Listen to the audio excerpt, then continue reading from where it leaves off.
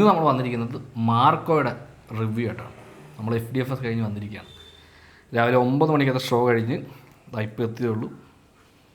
Marco, അതായത് Hanif Adeni direct ചെയ്ത് ഉണ്ണി മുകുന്ദൻ അഭിനയിക്കുന്ന most violent film ever in Malayalam എന്നതാണ് അവരുടെ ആക്ച്വലി ടാഗ് ലൈൻ.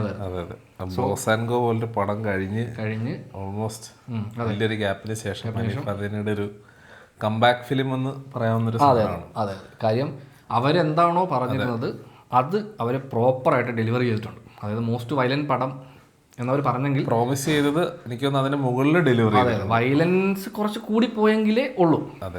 അതായത് ഈ സിനിമ ഇൻ്റർവെല്ല് കഴിഞ്ഞ് ഇറങ്ങിയപ്പോൾ ആൾക്കാർ കുറച്ച് പേര് ഇത്രയേ ഉള്ളൂ വയലൻസ്, ഇത് നമ്മൾ അല്ലാത്ത സിനിമകൾ കാണുന്നതാണല്ലോ എന്നുള്ള ലൈനിൽ സംസാരമുണ്ടായി.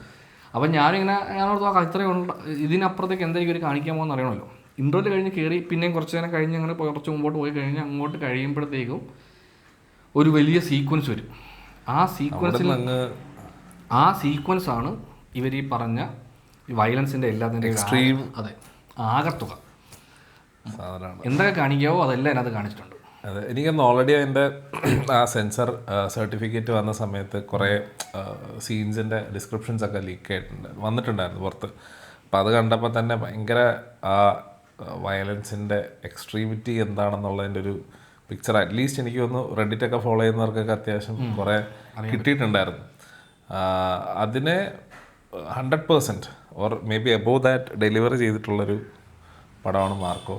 In terms of violence, in terms of style, എല്ലാം പടം നല്ല ടോപ്പ്. ബേസിക്കലി സിനിമ ഒരു ആക്ഷൻ ഫിലിമാണ്, ആക്ഷൻ എൻ്റർടൈനർ എന്ന് നമുക്ക് പറയാൻ പറ്റും. ഒരു ആക്ഷൻ ഫിലിമാണ് പ്രോപ്പർലി. അപ്പോൾ ഈ ആക്ഷനകത്ത് ഇൻവോൾവ് ആകുന്ന, അപ്പോൾ നമ്മൾ ഇനിഷ്യലി ചിന്തിച്ചത് ആക്ഷനകത്ത് ഇൻവോൾവ് ആകുന്ന വയലൻസ് എന്നുള്ളതായിരിക്കും.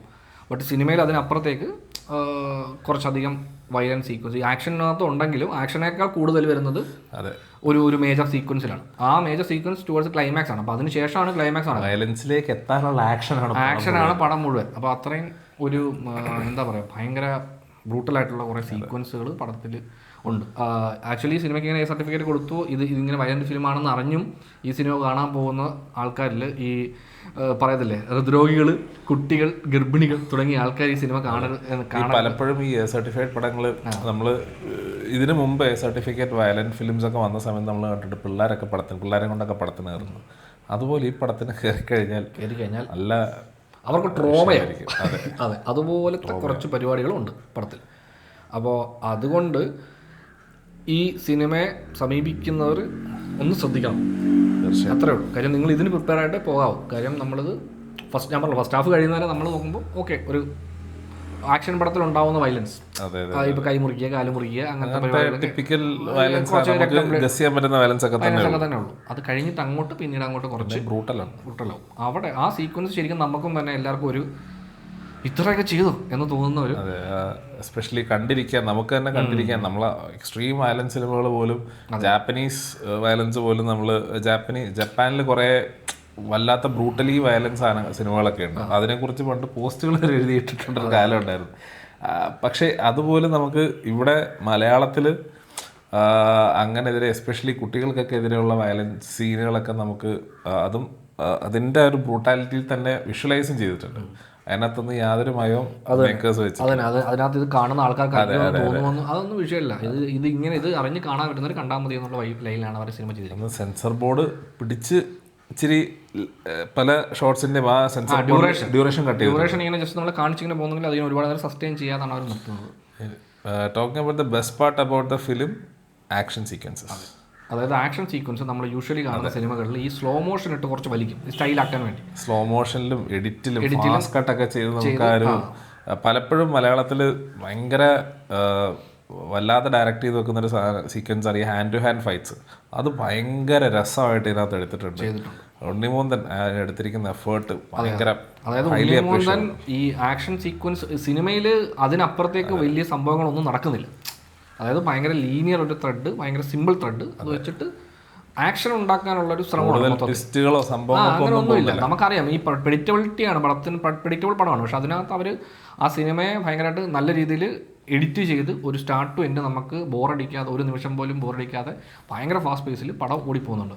ഈ ആക്ഷൻ സീക്വൻസിൻ്റെ ഇൻട്രസ്റ്റിംഗ് പാർട്ട് എന്താണെന്ന് വെച്ച് കഴിഞ്ഞാൽ ഇത് കുറച്ച് ഈ സ്ലോ മോഷൻ ഉപയോഗിക്കാതെ കുറച്ച് റിയൽ ടൈമിങ്ങിൽ ഈ ഫൈറ്റ് ചെയ്ത് പോവാണ്. അപ്പോൾ അത് കാണാൻ കുറച്ച് ഇൻട്രസ്റ്റിംഗ് ഉണ്ടായിരുന്നു.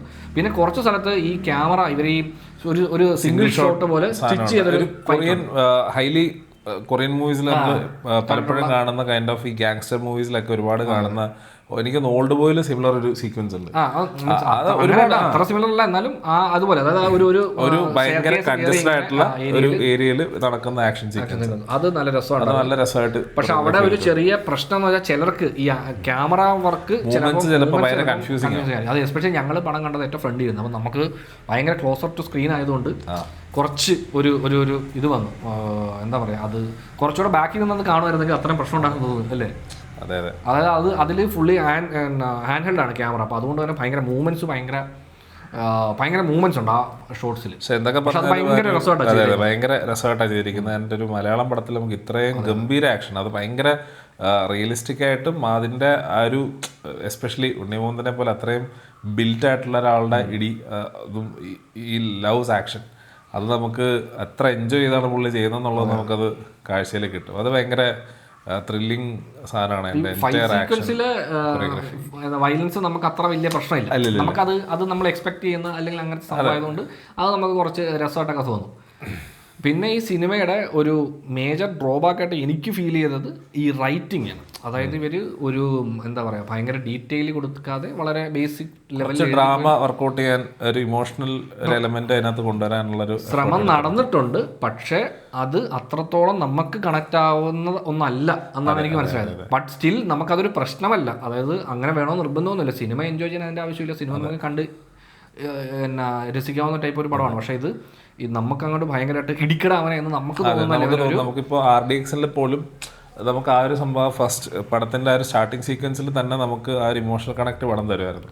ഇവിടെ അങ്ങനത്തെ ഒരു എലമെന്റ് റൈറ്റിംഗിൽ കുറച്ച് ഒരു ഡ്രോബാക്ക് ആയിട്ട് ഫീൽ ചെയ്യുന്നത്. നമുക്ക് അത്രയും ഫീല് വരില്ല മീൻസ് ഇരിക്കുന്നത്. ബട്ട് ഇത് എടുത്തിരിക്കുന്നത് കാണാൻ ഭയങ്കര കിടിലൻ, നല്ല വിടും. അത് തന്നെ അത് തന്നെ കുറച്ച് കഴിയുമ്പോൾ പിന്നെ ഇടി തന്നെ. പിന്നെ നമുക്ക് ഇതിനകത്ത് വേറെ ഒന്നും നമുക്ക് വേണ്ട. ജസ്റ്റ് നമ്മൾ വന്നത് വയലൻസ് കാണാനാണ്. ആ വയലൻസ് നമുക്ക് ഡെലിവറി ചെയ്യുക എന്നുള്ളത് മാത്രമേ ഉള്ളൂ. അത് കറക്റ്റായിട്ട് തന്നു. വയലൻസ് സീക്വൻസ് കണ്ടപ്പോൾ എല്ലാവർക്കും മനസ്സ് നിറഞ്ഞത് തിയേറ്ററിൽ തോന്നുന്നു ആൾക്കാർക്കൊക്കെ. ഫസ്റ്റ് ഹാഫിൽ ഡിസപ്പോയിന്റഡ് ആയാലും സെക്കൻഡ് ഹാഫിൽ മനസ്സ് നിറഞ്ഞായിരിക്കും പോയത്. കാര്യം അതുപോലെ പരിപാടി കാണിച്ചു കൊടുത്തിട്ടുണ്ട് ആൾക്കാർക്ക്. പിന്നെ ക്ലൈമാക്സ് ഫൈറ്റൊക്കെ ഈ ഫൈറ്റ് ചെയ്യുന്ന സമയത്ത് ഈ ഒരാൾ ഓരോരുത്തരും ഇങ്ങനെ വെയിറ്റ് ചെയ്ത് നിൽക്കുന്ന പരിപാടിയൊക്കെ ഇതിനകത്തും ഉണ്ട്. ബട്ട് എന്നാൽ അതൊന്നൊരു അതാണ് അതിൻ്റെ അഡ്വാൻറ്റേജ്. അതായത് ഈ സ്ലോ മോഷൻ ആക്കാത്തതുകൊണ്ട് തന്നെ അതിങ്ങനെ കുറച്ച് ക്വിക്കായിട്ട് തന്നെ പരിപാടി നീങ്ങിപ്പോകും.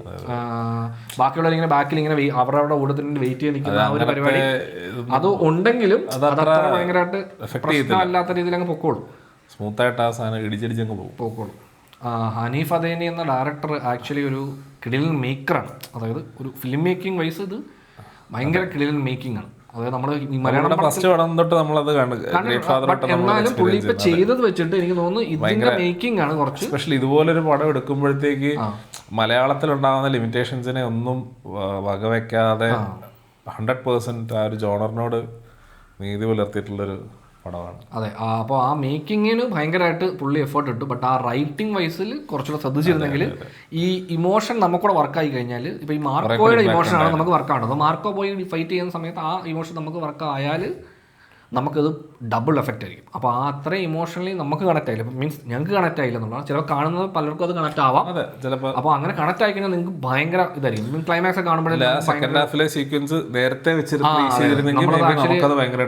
ആലോചിച്ചു. അതായത് നമുക്കൊരു ആ ഈ ഒരു മെയിൻ ഈ ബ്രൂട്ടൽ സീക്വൻസ് വരുന്നത് കുറച്ചുകൂടെ നേരത്തെ വന്നിരുന്നെങ്കിൽ നമുക്ക് കുറച്ചുകൂടെ നമുക്ക് ആ ഇമോഷൻ കുറച്ചുകൂടെ ക്യാരി ചെയ്ത് കൊണ്ടുവരാൻ. അതെ അതെ. ഇതിപ്പം ആ ഇമോഷൻ കഴിഞ്ഞ ഉടനെ നേരെ നമ്മൾ പെട്ടെന്ന് ക്ലൈമാക്സിലേക്ക് എത്തി. അപ്പോൾ അതുകൊണ്ട് തന്നെ അത്രയും നമുക്ക് ലാസ്റ്റ് ചെയ്യുന്നില്ല ആ ഇമോഷൻ. സ്റ്റാർട്ടിങ് മുതലേ സിനിമയുടെ റൈറ്റിങ്ങിൽ ഇവർ ഈ പറഞ്ഞ ക്യാരക്ടേഴ്സിനെ ബിൽഡ് ചെയ്യാനോ അല്ലെങ്കിൽ അങ്ങനെ ഉപയോഗിക്കുന്ന കാര്യങ്ങളൊന്നും തന്നെ നമുക്ക് അത്ര ഭയങ്കര എഫക്റ്റീവായിട്ട് ഫീൽ ചെയ്യാത്തതാണ്. അതുപോലെ ആരും തന്നെ അത്ര ഡീറ്റെയിൽ ആയിട്ട് എഴുതിയിട്ടില്ല. ജസ്റ്റ് ഇപ്പോൾ മാർക്കോ തന്നെയാണെങ്കിലും നമുക്കറിയാം. ഇപ്പോൾ ആക്ച്വലി ഇവരിപ്പോൾ പ്രൊമോഷനിലൂടെ എല്ലാത്തിലൂടെയും ഇങ്ങനെ മാർക്കോ ഇങ്ങനെ ഒരാളാണെന്നൊക്കെ ഇങ്ങനെ വരുമ്പോഴും ഈ ആക്ഷൻ്റെ ആ ഒരു എലമെൻ്റ് ഉള്ളതുകൊണ്ടും നമുക്കിപ്പോൾ മാർക്കോ വരുന്നു അടിക്കുന്നു എന്ന് പറയുമ്പോഴത്തേക്കും നമ്മളതിനകത്ത് കൺവിൻസ്ഡ് ആവുക എന്നുള്ള സംഭവമാണ്. അപ്പോൾ അതിൽ ഈ ക്യാരക്ടേഴ്സിന് അങ്ങനെ കുറച്ച് എന്തെങ്കിലും അവരുടെ ഒരു ട്രൈറ്റ്സ് എന്തെങ്കിലും കൊടുത്തിരുന്നെങ്കിൽ കുറച്ചുകൂടെ ഇൻട്രസ്റ്റിംഗ് ആക്കാമായിരുന്നു എന്ന് തോന്നുന്നു. വില്ലന്മാരിൽ നമുക്ക് അത്രയും ഒരു പവർ തോന്നിക്കുന്ന ആൾക്കാരെന്ന് പറഞ്ഞാൽ ഇപ്പോൾ ജഗദീഷിന്റെ പെർഫോമൻസ് ഭയങ്കര എടുത്തു പറയേണ്ട ഒരു സംഭവമാണ്. ജഗദീഷ് ഭയങ്കര ഒരു സ്വാഗ് ഉണ്ട് ജഗദീഷിന്, അത് പുള്ളി ഭയങ്കര നൈസായിട്ട് ഇതിനകത്ത് കൊണ്ടുപോകുന്നുണ്ട്. പിന്നെ ബാക്കി ടിപ്പിക്കൽ ആ വില്ലന്മാരെ നമുക്കൊന്നും അവർക്ക് ലാസ്റ്റ് വരെ നിൽക്കുന്ന വില്ലനാണെങ്കിൽ പോലും തുടക്കം തൊട്ട് ജഗദീഷിന്റെ മക്കളിൽ ഒരാൾ തുടക്കം തൊട്ട് അവസാനം വരെ അവനെ കൊല്ലാൻ ചാൻസ് കിട്ടിയാലും കൊല്ലാതെ എസ്കേപ്പ് ആയി നിൽക്കുന്നുണ്ട്. പക്ഷെ അതിൽ നമുക്കൊരു പഞ്ച് ഫീൽ ചെയ്യത്തില്ല എന്നുള്ളതാണ് ഒരു സംഭവം. അതായത് ഇപ്പോൾ ഈ ജഗദീഷിന്റെ കാര്യം തന്നെ പറഞ്ഞാൽ ഇവർ ഇന്റർവ്യൂസിൽ പറയുന്ന ഒരു സംഭവമാണ്. അതായത് ജഗദീഷ് ചേട്ടൻ ആക്ച്വലി ഈ പടത്തിൽ ചെയ്തു വെച്ചിരിക്കുന്ന കാര്യങ്ങൾ തലപൊളിഞ്ഞു പോകുന്ന തരത്തിലുള്ള ഇന്റർവ്യൂവിൽ പറഞ്ഞിട്ടുണ്ട്. പക്ഷേ ജഗദീഷും പറഞ്ഞിട്ടുണ്ട് എന്നെ കൊണ്ട് ഒരുപാട് ചെയ്യിപ്പിച്ചിട്ടുണ്ട്. ഇനി അത് ഇവര് ഫൈനലിലേക്ക് എടുക്കാത്തതാണോ എന്ന് നമുക്കറിയത്തില്ല. നമ്മൾ സ്ക്രീനിൽ കാണുന്ന ജഗദീഷ് ചേട്ടൻ ഒരു നല്ല വില്ലനാണെങ്കിലും ഇവര് പറഞ്ഞ അത്രയും ബ്രൂട്ടലായിട്ടുള്ള കാര്യങ്ങളൊന്നും പുള്ളിയുടെ ഭാഗത്തുനിന്ന് വരുന്നില്ല. ഉള്ളത് നോർമൽ വില്ലന്മാർ ചെയ്യുന്ന പരിപാടികളൊക്കെ തന്നെയാണ് ചെയ്യുന്നത്. പക്ഷെ പുള്ളിക്കൊന്നും സംഭവിക്കുന്നത് ഭയങ്കര രസമുള്ള പരിപാടിയല്ല. അതിൽ കുറച്ച് ക്രിയേറ്റീവായിട്ടുള്ള ഒരു പരിപാടി അവർ ചെയ്തിട്ടുണ്ട്. അത് ഭയങ്കര രസമുണ്ടായിരുന്നു. ആ സീക്വൻസ് തിയേറ്ററിൽ കാണുമ്പോൾ ഒരു ഇമ്പാക്റ്റ് ഉണ്ടായിരുന്നു.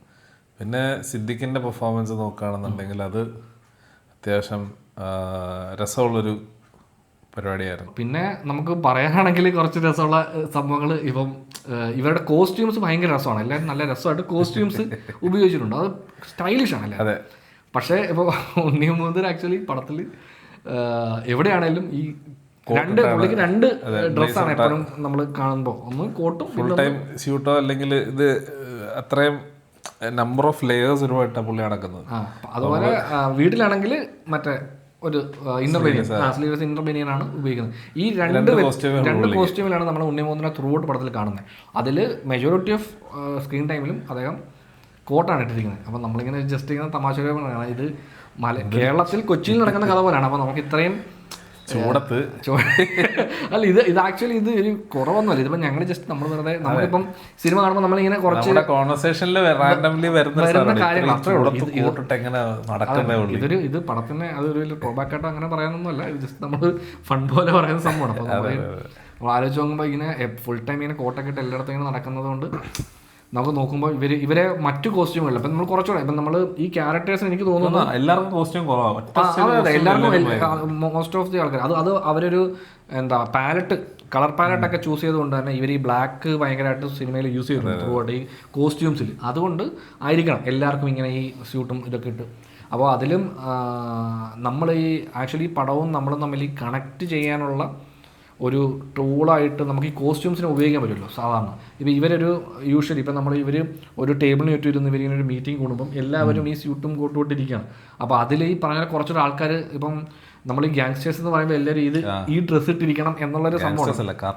കാർട്ടൺ ഓക്കെ വാട്ടവർ എന്ത് സാധനം എല്ലാവരും ഇവർക്ക് ഇങ്ങനെ ഒരു റൂളുണ്ടോ എന്നുള്ളൊരു സംഭവം പോലെ നമുക്ക് തോന്നും. അപ്പോൾ അതിന് പകരം ഇവർ കുറച്ചുകൂടെ ഇപ്പം നമുക്ക് എല്ലാവർക്കും അറിയാവുന്ന പോലെ കുറച്ച് ഡ്രസ്സൊക്കെയാണ് ഇവിടെ ഇടുന്നതെങ്കിൽ കുറച്ചുകൂടെ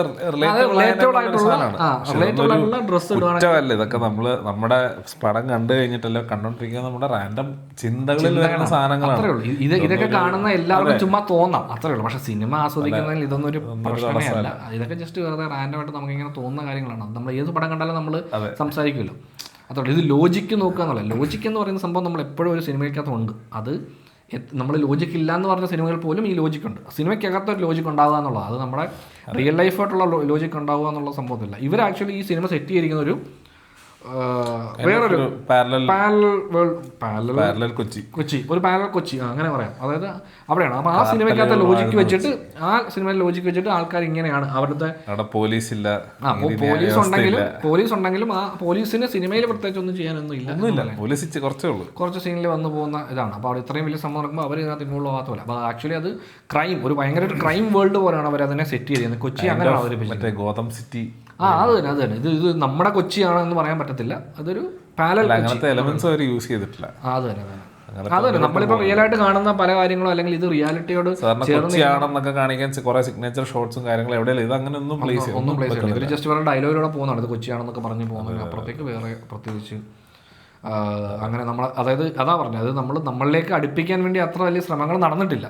എനിക്ക് തോന്നുന്നു ആ ശ്രമങ്ങൾ ഉണ്ടായിരുന്നെങ്കിലാണ് ഈ കണക്ഷൻ കുറച്ചുകൂടി എളുപ്പം നമുക്ക് ഉണ്ടാവുമായിരുന്നു തോന്നുന്നു. പക്ഷെ ഓക്കെയാണ്, ഇതൊരു പ്രശ്നമുള്ള കാര്യമൊന്നുമല്ല. പക്ഷെ for the action, for the violence ഗംഭീര ട്രീറ്റ് ആയിരിക്കും. അത് തിയേറ്റർ വാച്ച് നന്നായിട്ട് ഡിമാൻഡ് ചെയ്യുന്നൊരു പടമാണ്. എസ്പെഷ്യലി ബാക്ക്ഗ്രൗണ്ട് സ്കോർ ആണെന്നുണ്ടെങ്കിൽ എനിക്ക് രവി ഭാസ്കർ മലയാളത്തിൽ മുമ്പ് ചെയ്ത പടങ്ങളൊക്കെ മലയാളത്തിൽ മുമ്പ് പടം ചെയ്തിട്ടുണ്ട്. ഒരു പടം ചെയ്തിട്ടുണ്ട്, മറ്റേ എന്തായിരുന്നു പടത്തിന്റെ പേര്, ഒരു മഡിയോ അങ്ങനെ എന്തൊരു പടം ചെയ്തു, മഡി എന്ന് പറഞ്ഞൊരു പടം ചെയ്തിട്ടുണ്ടായിരുന്നു.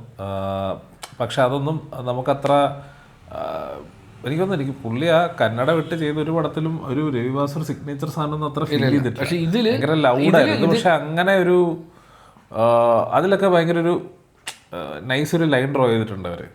അപ്പോൾ അത് ഇപ്പൊ ഇതിൽ തന്നെ നമ്മൾ രവി ഭാസ്കറിന്റെ മ്യൂസിക് ആണെന്ന് അറിയുമ്പോൾ തന്നെ എപ്പോഴും ഈ കാതടപ്പിക്കുന്ന ബിജിഎം, ബട്ട് ഈ സിനിമയിൽ ബിജിഎം ഭയങ്കര നല്ല രീതിയിൽ നല്ല ബാക്ക്ഗ്രൗണ്ട് സ്കോർ നന്നായിട്ട് യൂസ് ചെയ്തിട്ടുണ്ട്. നല്ല ബാക്ക്ഗ്രൗണ്ട് സ്കോർസ് ഉണ്ട്. അത് വില്ലന്മാർക്ക് കൊടുത്തിരിക്കുന്നതാണെങ്കിലും മാർക്കോയ്ക്ക് കൊടുത്തിരിക്കുന്നതാണെങ്കിലും നന്നായിട്ട് യൂസ് ചെയ്തിട്ടുണ്ട്.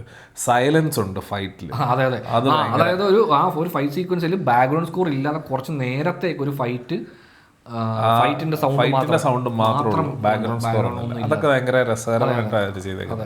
അത് ശരിക്കും നമുക്ക് കാണുമ്പോൾ കുറച്ച് കഴിയുമ്പോൾ നമ്മൾ ആ ഫൈറ്റിനകത്ത് ഇന്നാവും. അതായത് ഈ ബാക്ക്ഗ്രൗണ്ട് സ്കോർ നമ്മളിങ്ങനെ ബിൽഡ് ചെയ്യുന്നതിനപ്പുറത്തേക്ക് ഫൈറ്റ് ഇങ്ങനെ കണ്ടിന്യൂസ് നടന്നുകൊണ്ടിരിക്കും. അത് നിൽക്കാതെ ഇങ്ങനെ ഫൈറ്റ് കുറേ എഴുത്തിലെയും ബാക്കിയുള്ള പോരായ്മകളെയൊക്കെ ഇതിനകത്തൂടെയാണ് പടം. അതായത് മേക്കിങ്ങിലൂടെ ഈ പ്രശ്നങ്ങളെ പാതിയും പരിഹരിച്ചാണ് ഈ സിനിമ അത് അവർ ഹാൻഡിൽ ചെയ്തിരിക്കുന്നത്. അതുകൊണ്ട് ഇത് നമുക്കൊരു വാച്ചബിൾ എക്സ്പീരിയൻസ് ആയിട്ട് നമുക്ക് ട്രീറ്റ് ആണ് ബേസിക്കലി. വാച്ചബിൾ വെറും ജസ്റ്റ് ഒരു വാച്ചബിൾ പടം എന്നതിനപ്പുറത്തേക്ക് ഈ സിനിമ കുറച്ചുകൂടെ അതിന് മുകളിലാണ് ഈ സിനിമ. അപ്പോൾ എല്ലാവരും തിയേറ്ററിൽ തന്നെ പെട്ടെന്ന് കാണാം. എന്തെങ്കിലും സീൻ കട്ട് ചെയ്ത് ഇനി ഒരു കട്ട് ഉണ്ടാകുമോ ഇല്ലയോ നമുക്ക് അറിയത്തില്ല. ഓൾറെഡി സർട്ടിഫിക്കറ്റ് കൊടുത്ത് വിട്ടതാണ്, അതുകൊണ്ട് ഇനി കട്ട് ചെയ്യാനുള്ള ചാൻസസ് കുറവാണ്. ബട്ട് എന്നാലും ഇതിലെ സീനുകളെ പറ്റി ആൾക്കാരുടെ പരാതികളും ഇതൊക്കെ വന്നു കഴിഞ്ഞാൽ ഓൾറെഡി പരാതി പറഞ്ഞ് പാട്ട് അവർ മാറ്റി. അപ്പൊ അതുകൊണ്ട് തന്നെ മാറ്റിയാൽ അതിന് മുമ്പ് പോയി പടം കാണാം. അതുകൊണ്ട് തന്നെ മാക്സിമം ഏറ്റവും അടുത്ത് ഉടനെ തന്നെ കണ്ടു നോക്കുക. ഇല്ലെങ്കിൽ ചിലപ്പോൾ ഇനി ഇങ്ങനെ കട്ട് വന്നാൽ കട്ട് ചെയ്തതെന്നാണ്, കാരണം കട്ട് ചെയ്താൽ പിന്നെ ഇവർ പറഞ്ഞ ഇത് ഇല്ലാണ്ടായിപ്പോൾ. അതുകൊണ്ട് ഇനി ഒരു കട്ട് ഉണ്ടാവാൻ പാടില്ല. ഇപ്പോൾ എന്താണോ വന്നത് ഫൈനലി അത് തന്നെ ഡിസ്പ്ലേ ചെയ്യാന്നുള്ളതാണ് അതിൻ്റെ രീതി. അപ്പോൾ എല്ലാവരും തിയേറ്ററിൽ പോയി പടം കാണാം. മാർക്കോ.